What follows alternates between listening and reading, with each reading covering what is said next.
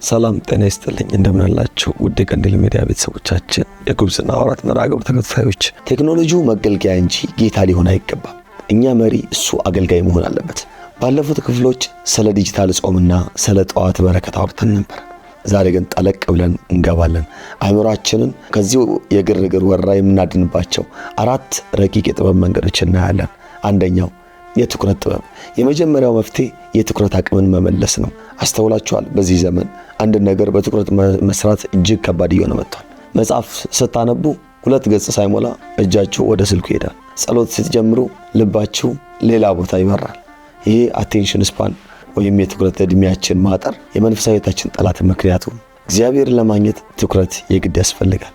ትኩረት የሌለው ጸሎት ደብዳቤ መጻፍ ሳይሆን ላዩ ላይ መዋጫር ነው። ስለዚህ ምን እናድርግ? ሁላችንም እንለማመድ። አንድ ነገር ስናድርግ ያንን ነገር ብቻ እናድርግ። ከሰው ጋር ስናወራ ሙሉ ማንነታችን እዚያው ይሁን። አይን አይኑን እንመልከት፣ ልብ እንስጠው። መዝሙር ስንሰማ ቃላቱን እናስተውል። ስልካችንን ሳንነካካ ያንን መዝሙር ብቻ በማስተዋል እናዳምጥ። ይህንን ስናደርግ አእምሮ የመግዛት አቅሙን፣ የማስታወስ አቅሙን፣ የትኩረት የማድረግ አቅሙን ያዳብራል። የተበተነውን ኃይል ይሰበስባል፣ ወደ አንድ ቦታ ይሰበሰባል። የተበተነ ብርሃን ምንም አያደርግም። ተሰብስቦ በአንድ ሌንስ ውስጥ ሲያልፍ ግን እሳት ያነዳል። አእምሮም ሲሰበሰብ በውስጡ የመንፈስ ቅዱስ እሳት ይነዳል። ሁለተኛው መፍትሄ አለማወቅን መምረጥ ነው። በዚህ ዘመን ሁሉንም ነገር ለማወቅ መሞከር እብደት ነው። የሆነ ቦታ ጦርነት ተነሳ፣ የሆነ ዘፋኝ ተፈታ፣ የሆነ ቲክቶከር ተሳደበ፣ ይሁሉ መረጃ ለአንተ ለውጥ ያመጣል? ነፍስን ያሳድጋል? አይ ከሆነ መልሱ ለምን አእምሮ ውስጥ ታስገባዋለህ? ሊቃውንቱ አእምሮውን እንደ ንጹህ መቅደስ ጠብቅ ይላሉ። በመቅደስ ውስጥ የማይገባ ዕቃ አይቀመጥም። ዛሬ ጀግንነት ሁሉንም ነገር ማወቅ ሳይሆን የማይጠቅሙ መረጃዎችን አላውቅም፣ አያገባኝም ብሎ ማለፍ ነው። አእምሮ እንደ ስፖንጅ ሁሉንም መምጠጥ የለበትም። እንደ ድንጋይ ቆሻሻ ውሃ እንዲንሸራተትበት ማድረግ አለበት። ለማይጠቅም ወሬ ጆሮህን ዝጋ፣ ለማይመግብ ቪዲዮ አይንህን ዝጋ። ሶስተኛው መፍትሄ ከተፈጠርንበት አፈር ጋር መገናኘት ነው። እኛ ሰዎች የአፈር ውጤቶች ነን። ስንጨነቅ ወደ ተፈጥሮ መመለስ መድኃኒት ነው። በዚህ በኮንክሪትና በስክሪን ዓለም ነፍሳችን ተፍናለች። በሳምንት 1 ቀን ወይም የተወሰኑ ሰዓት ከቴክኖሎጂ ወጥተ ቤተክርስቲያን፣ ዛፎች የሞሉበት፣ ወፎች የሚንጫጩበት ቦታ ላይ ሄደ ዝም ብለ አዳምጥ፣ ዝም ብለ ተጓዝ። ያለ ጆሮ ማዳመጫ፣ ያለ ካሜራ፣ ያለ ፎቶ መነሳት፣ ብቻህን ተፈጥሮን አጣጥም። በዚያ ዝምታ ውስጥ ፈጣሪህን ታገኘዋለህ፣ እግዚአብሔርን ታገኘዋለህ። ተፈጥሮ ሁለተኛው መጽሐፍ ቅዱስ ነው። የእግዚአብሔርን ዝምታ የሚሰብክ ትልቅ ትምህርት ቤት ነው። አእምሮ በሰማያዊ ብርሃን ሳይሆን በእግዚአብሔር የፀሐይ ብርሃን ይሞቃል። ያኔ በውስጥ ያለው ጭንቀት ቀስ እያለ ይተናል፣ ጭጋጉ ይገፈፋል። አራተኛውና ወሳኙ መፍትሄ የተሰጠህን መክሊት መጠቀም ነው። ዛሬ ወጣቱ ተመልካች ሆኗል። የሰው ህይወት ተመልካች፣ የሰው ስኬት ተመልካች፣ የሰው ስተት ተመልካች። 24 ሰዓት ላይ ስክሪን ላይ እያፈጠጥን የሰው ታሪክ ስናይ የራሳችንን ታሪክ ሳንጽፍ እናልፋለን። እግዚአብሔር አንተን የፈጠረ እኔን የፈጠረኝ የሰው ህይወት ላይ እንዳተኩርና ላይክ እንዳድርግ ሳይሆን የራሴን ታሪክ እንድጽፍ፣ የራስህን መክሊት እንድታወጣ፣ አእምሮውን በስራ እንድትጠምደው፣ ለዲያብሎስ ዝግ እንድታደርገው፣ ለዲያብሎስ ቦታ እንድታሳጣው።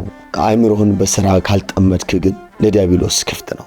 ባዶ ቤት ለሌባ ይመቻል፣ ባዶ አእምሮ ለክፉ ሐሳብ ይመቻል። ጥያቄው ይሄ ነው። ዛሬ ምን ሰራ? ዛሬ ምን ፈጠርክ? ምን ተማርክ? አነበብክ? ጻፍክ? እግር ኳስ ተጫወትክ? የሆነ ሙያ ተለማመድክ? ቤተክርስቲያንህን አገለገልክ? በስራና በፈጠራ የተጠመደ አእምሮ ለግርግር ዓለም ቦታ የለው። ወጣትነትህ በስክሮል እንዲያልቅ አትፍቀድ። ማንነትህን የምታገኘው ስክሪን ውስጥ ሳይሆን በምትሰራው ተግባር ውስጥ ነው። እነዚህን 4ቱን መንገዶች ትኩረትን ማሰልጠን፣ የማይጠቅም መረጃን መተው፣ በተፈጥሮ ዝምታ ውስጥ መረጋጋትና በመክሊት መስራት፣ እነዚህ ናቸው። በግርግር ዓለም ውስጥ ማንነትን የሚጠብቁልህ ይህ ቀላል አይደለም፣ ትልቅ ትግል ነው። ግን አስታውስ፣ አንተ የተፈጠርከው እኔ የተፈጠርኩት የአልጎሪዝም ባሪያ ወይም የዓለም ባሪያ እንድትሆን ሳይሆን የእግዚአብሔር ልጅ እንድትሆን ነው። መሪውን ጨብጥ፣ አእምሮህን ጠብቅ፣ ያኔ ህይወት ይጠበቃል። ወዳጆቼ እስካሁን ያወራነው ስለ ቴክኖሎጂ ብቻ አይደለም፣ ስለ አእምሮ ሳይንስም ብቻ አይደለም። ያወራነው ስለ ነፍሳችን ነፃነትም ነው። አንድ እውነት ልንገራችሁ። በዚህ ሰዓት በዚህ ደቂቃ ታላቅ ጦርነት እየተካሄደ ነው። ይህ ጦርነት በድንበር ላይ አይደለም፣ በመሳሪያም አይካሄድም። ጦርነቱ ያለው በእኔና በእናንተ አእምሮ ውስጥ ነው። ዓለም በሙሉ ኃይሏ፣ በሙሉ ማስታወቂያዎቿ፣ በሺዎች በሚቆጠሩ ስክሪኖቿ አንድ ነገር ትፈልጋለች፣ የእናንተን ትኩረት፣ አቴንሽን። ትኩረታችንን ካገኘች ልባችንን ታገኛለች። ልባችንን ካገኘች ማንነታችን ትሰርቀናለች። ስለዚህ የዓለም ባሪያ ወይስ የእግዚአብሔር ልጅ መሆን ይሻላል? እናስተውል። ይህ ዓለም በእግዚአብሔር የምናምነውን ሁላችንንም እንደ እግዚአብሔር ልጅ ማየት አይፈልግም። እንደ ተጠቃሚ ብቻ ሊያየን የምንፈልገው፣ እንድንበላ፣ እንድንጠጣ፣ እንድንገዛ፣ እንድንተኛና እንድንጨነቅ ይጋብዘናል። ከሌላው ካልበለጣችሁ ዋጋ የላቸውም ይለናል። በፎቶና በቪዲዮ ፊልተር ውስጥ እውነተኛ ማንነታችንን እንድንደብቅ ያደርገናል። ከዛ መጨረሻው ጭንቀት ነው። መጨረሻው ባዶነት ነው። የማያልቅ ንጽጽር ውስጥ እንገባለን። እሱ እንደዚህ ኖረ፣ እኔ ለምን ቀረው? እሷ እንዲህ ተዋበች፣ እኔ ለምን እንደበዘዝኩ? ይህ የንጽጽር እሳት የውስጥ ሰላማችንን ይበላዋል። እግዚአብሔር ግን በዚህ ሁሉ ጩኸት መካከል ለስለስ ባለ ድምፅ እንዲህ ይላል፣ ልጄ ሆይ ልብህን ስጠኝ። ዓለም ትኩረትህን ስጠኝ ስትል እግዚአብሔር ልብህን ስጠኝ ይላል። ዓለም ውጪውን አሳምር ስትል እግዚአብሔር ውስጥህን ልቀድሰው ይላል። ምርጫው ያንተ ነው። ለጩኸቱ መገዛት ወይስ ለዝምታው መንበርከክ? የማንነት ግንባታ በጸጥታ ውስጥ ነው። ማንነት በፌስቡክ ላይክ አይገነባም። ማንነት በቲክቶክ ቪው አይገነባም።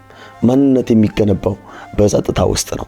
ማንነት የሚገነባው ከፈጣሪ ጋር በምትገናኝባት በዚያች ምስጢራዊ የጸሎት ሰዓት ውስጥ ነው። በግርግር ውስጥ ማንም ሰው የራሱ ሊሆን አይችልም። በግርግር ውስጥ ሁላችንም የሌላው ቅጂ ኮፒ ነን። ራሳችንን እንሁን። ራሳችንን ለመሆን ደግሞ ከፈጣሪያችን ጋር መገናኘት ቅድሚያ ድርድር የሌለው አንድና አንድ ጉዳያችን ነው። ስልካችን ቻርጁ 1% ሲሆን እንዴት እንደምንርበተበት አስቡት። ዓለም የጠፋች ያህል ይመስለናል። ዛሬ ግን ነፍሳችን ሎ ባትሪ ላይ ሆኗል። መንፈሳዊ ማንነታችን ሊጠፋ ደርሷል።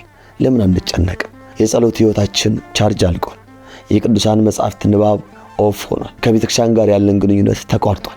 ዛሬ የውስጥ ሰላማችን ምን ደረጃ ላይ እንደሆነ ለራሳችን ጥያቄ ነው። የነፍሳችንን ቻርጅ እንፈልግ። እሱም ቻርጁ ጸሎት ነው። እርሱም ዝምታ ነው።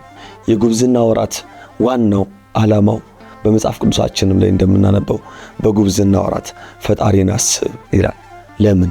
ምክንያቱም ጉብዝና ጊዜያዊ ስለሆነ ዛሬ ጉልበት አለ፣ ዛሬ የማየት አቅም አለ፣ ዛሬ የመወሰን ነፃነት አለ። ነገር ግን ቀኖቹ ይመጣሉ፣ ደስ አያሰኙም የምትላቸው ዓመታት ይደርሳሉ። ያኔ በዲጂታሉ ዓለም ተሰርቀን ማንነታችንን አተን ስም ብቻ ይዘን እንዳንገኝ ጊዜው ካለፈ በኋላ ዋይ ማለት ትርጉም የለው። እድሜያችንን በከንቱ ጨርሰን የካሳ ዘመን ፍለጋ መባዘን አያስፈልግም። ዛሬውኑ አይምሮአችንን ለበጎ ነገር እናስገዛ። አይምሮአችን የቅዱሳን ሐሳብ ማደሪያ ይሁን። አይምሮአችን የፈጠራና የጥበብ ምንጭ ይሁን። የቲክቶክ ቪዲዮዎችን የምናይበት አይኖቻችን የእግዚአብሔርን ድንቅ ሥራ የሚያዩበት ይሁኑ። የሰውን ሐሜት የምንሰማበት ጆሮቻችን የወንጌልን ቃል የሚሰሙ ይሁኑ። ያኔ ግርግሩ ቢቀጥልም እኛ ግን ውስጣዊ ሰላም ይኖረናል። ማዕበሉ ቢነሳም አንተ በመርከብ መሪ ትሆናለህ። ምርጫው በእጃችን ነው። የዛሬ ቆይታችን ይህንን ይመስል ነበር። ይህ መልእክት ለአንድም ሰው ቢሆን የማንቂያ ደወል ከሆነልኝ እኔ እጅግ በጣም ደስተኛ ነኝ።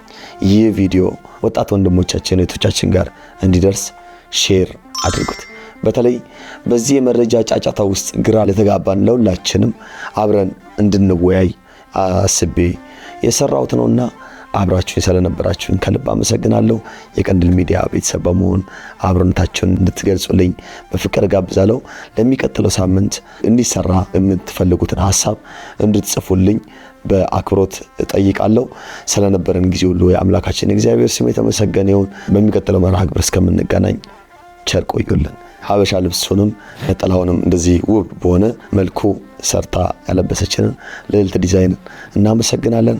እናንተም ከታች ባለው አድራሻ ደውላችሁ ማዘዝ ትችላላችሁ። ሰላም ቆዩልኝ።